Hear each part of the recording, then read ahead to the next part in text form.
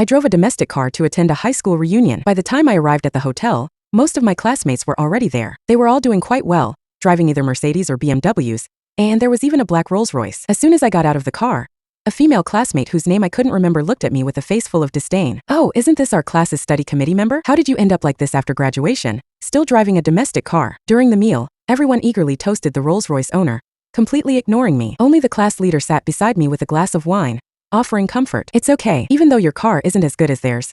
I believe one day you'll drive a luxury car too." The corners of my mouth lifted slightly as I softly replied, "This isn't just any ordinary domestic car. Its name is Phantom S9. If it weren't for the class leader sending me message after message, I wouldn't have had the time to attend the reunion. Out of respect for old friendships, I canceled an important meeting and managed to free up just an hour. But to my surprise, there wasn't a single conversation about our youth at the table. It was all bragging and flattery. I didn't like the atmosphere, so I got up, ready to leave. Seeing this, the class leader immediately reached out to stop me. "Griffin, there's nothing shameful about driving a domestic car. Don't be in such a rush to leave," the class leader said. Just as I was about to reply, the same female classmate who mocked me earlier shot me a disdainful glance. Exactly. It's been so many years since we've seen each other. Don't you want to catch up with everyone? But, judging by the looks of it seems no one's really eager to talk to you." In the end, the female classmate burst out laughing. I looked up at her and spoke coldly. "No need. I only came this time out of respect for the class leader. In the future, don't bother inviting me to such pointless gatherings." As soon as I finished speaking, Malcolm, who was surrounded by everyone like the center of attention, suddenly stood up. "Griffin, what do you mean by that? Are you saying we're not worthy of dining with you?" Malcolm had clearly twisted the meaning of my words on purpose,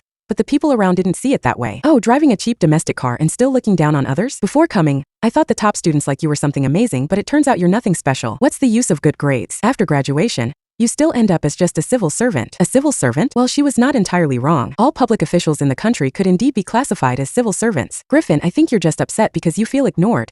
And now you're making excuses to leave. People are naturally divided into different ranks. So what if your grades are great? In the end, you're still just a lowly civil servant." I just wanted to leave this place quickly, but Malcolm's comment unexpectedly stirred up collective anger. "Everyone, I truly apologize for today, but I have an important meeting to attend shortly. Well, today's meal is on me. Feel free to eat and drink whatever you like. Just have the restaurant send me the invoice later." As I reached out to grab my coat, a seductive figure blocked my path. "Oh, acting like a big shot when you don't have the money? This meal will cost at least thousands of dollars. Can you even afford it with that measly salary of yours?" She was dressed in a fiery red dress, her lipstick just as strikingly bright, but the overwhelming scent of her perfume was unbearable, and I couldn't help but sneeze several times in a row. "Griffin, what's with that look in your eyes? Don't you remember me?" I carefully studied her for a moment before shaking my head. "Sorry, I've met too many people over the past few years. I guess I'm bad at remembering faces." The truth was, I had absolutely no idea who she was. She raised an eyebrow and let out a mocking laugh, saying, "Griffin, don't play this whole hard-to-get act with me. You chased me for 3 whole years back in high school." The moment she finished speaking, a familiar image surfaced in my mind. Still, the woman in front of me was far different from how she looked in high school. I hesitated for a moment before asking cautiously,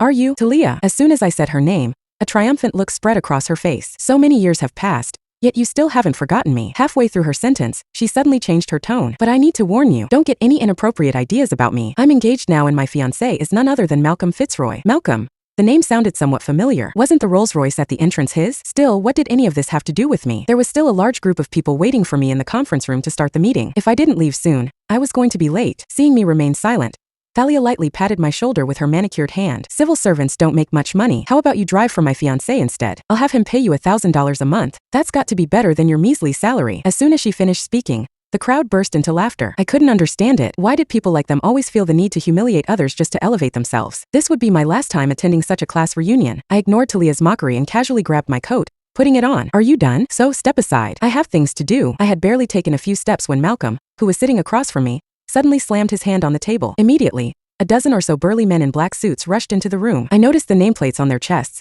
Fitzroy Group. It was a well-known industry leader in Langston City. Malcolm downed the drink in his glass in one go, then burped. "Griffin, did I say you could leave?" I couldn't help but narrow my eyes. "My legs are attached to my body. Do I need to report to you about where I'm going?" Malcolm burst into laughter after hearing my words. "You're just a lowly civil servant. Don't you realize whose turf you're on? The whole restaurant is owned by my family. Don't you think you need to report to me? Without my permission, you're not leaving through that door today." The class leader sensed the awkward atmosphere and immediately stepped in, saying a few polite words to ease the tension. Hey, both of you calm down. We've been classmates for over a decade.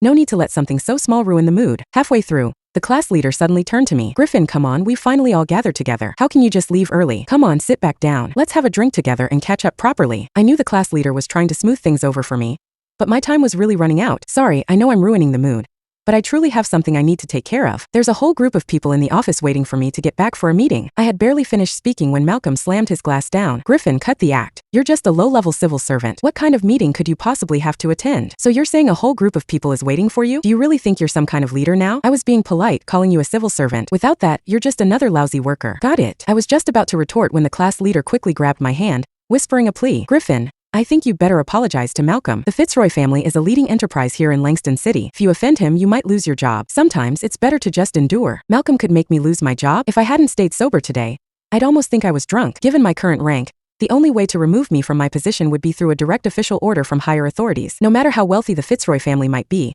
even if their wealth rivaled nations, they couldn't possibly have any real influence over me. I gently patted the back of the class leader's hand, signaling him not to worry. Malcolm, if your hostility toward me stems from the fact that I once had a crush on your fiancé, then let me make it clear. I have absolutely no interest in Thaliano. I suggest you focus your energy elsewhere. You and I are not the same kind of people. I had planned to use this reunion as an opportunity to clear things up and resolve the misunderstanding with Malcolm, but it turned out his mind couldn't process things that way.